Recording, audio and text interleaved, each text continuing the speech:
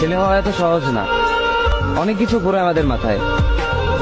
সব তো তোমার বইলা বোঝানো যাবে না, তারপরও কিছু বলি শোনো।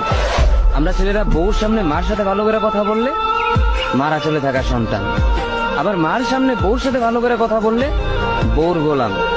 নিজের ছেলে মেয়েদের যদি মারি আমাদের দয়া মায়া নাই, আর ওই ছেলে মেয়েদের যদি কিছু না বলি আশকারা দিতেছি।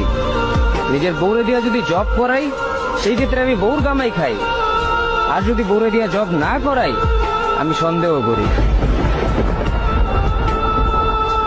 সারাদিন ঘরের বাইরে থাকলে আমরা বাদাইম্মা, আর যদি ঘরের ভিতরে থাকি তাহলে বেকার, কাজ কাম নাই।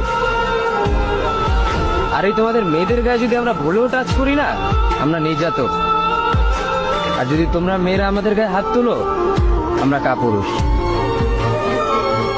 আর একটা ছেলে কি বা করে পুরো লাইফে নিজের জন্য?